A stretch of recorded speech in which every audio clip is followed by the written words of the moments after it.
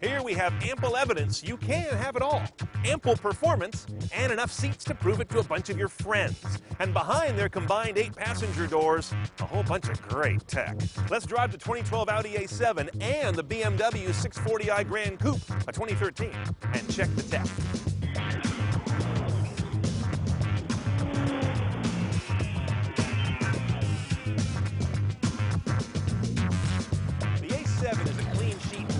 With an amazingly spacious cargo bay, thanks to a hatchback, which Americans normally run from.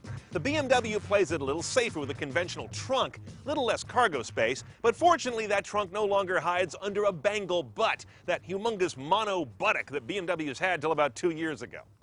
In fact, I'll go so far as to say I think the Gran Coupe is the better looking of the two, and that's saying something, because the A7 is no slouch. The other key positioning difference is the BMW Gran Coupe has got a green message. It's got regenerative braking, like a hybrid, though it isn't one, and auto start-stop, which is kind of rare in these kind of cars.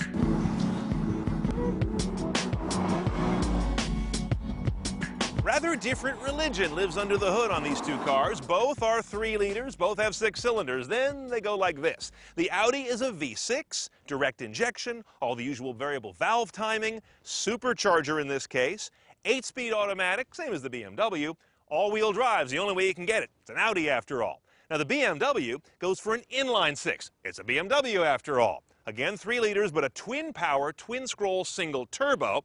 And the turbocharger, of course, a very different power curve than a supercharger. 8-speed automatic, rear-wheel drive only at this point.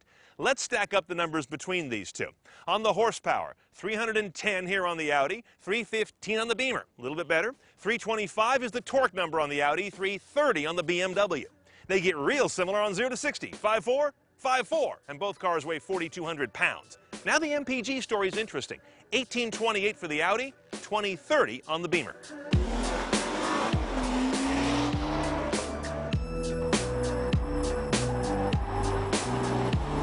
Let's compare the cabin tech. First off, neither car has a touchscreen. That's apparently a German thing. No greasy Fingerabdrücke. BMW has an app to put Facebook, Twitter, and web radio on the main screen, but it's iPhone only after almost 2 years on the market.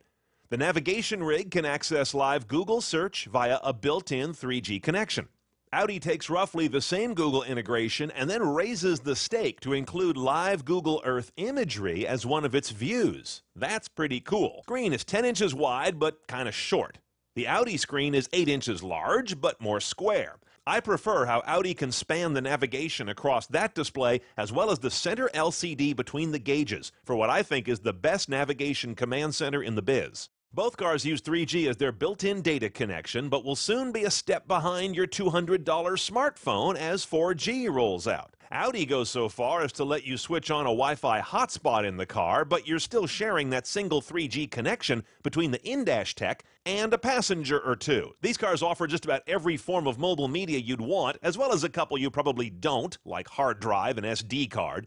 But the Audi makes one serious screw-up by omitting Bluetooth streaming. You know, that technology that some Kias 1/3 its price have? Both these cars proffer an image of serious performance. So off the road and onto the same tight track where the PCA Redwood region holds its Porsche autocrosses.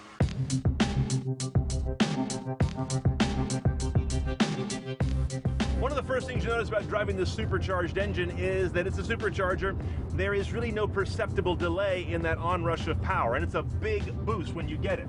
There's also this all-wheel drive. All 4 paws are gripping. Once you get the feel of that, and Audi's Quattro is the best, you realize this car really knows how to vector itself in around corners. There's also a little bit of kind of drumming and thrumming of the chassis. I'm getting a little bit of the sound of parts moving in the undercarriage, which is not my favorite sound. But I don't believe that this car is built to be pressed as hard as a BMW of similar caliber. It also tends to do everyday driving a little more refinedly, I think. Okay, let's go for a ride in our Gran Coupe.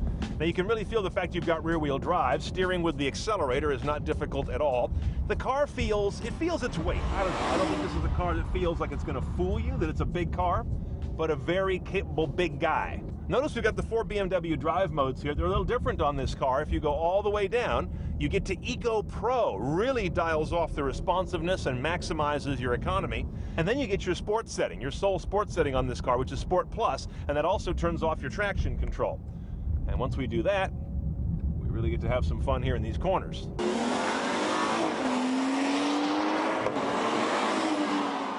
Both these cars are admirable performers, of course, with urgent onset of power, but not ridiculous power. Driving them side by side, I came to notice a distinct difference. When you hammer the Audi, it peels back the sporting pretenses to become more of a luxury car.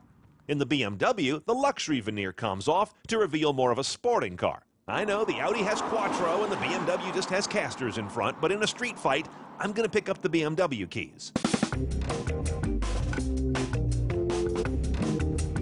Okay, pricing. The A7 starts around 60 grand, the 640i Gran Coupe around 76. But on the Audi, you have to option in the nav system and a few other niceties that are standard on the BMW. So comparably equipped, the difference dissolves to a handful of thousands. Bottom line, both these cars justify the concept of a four-door coupe.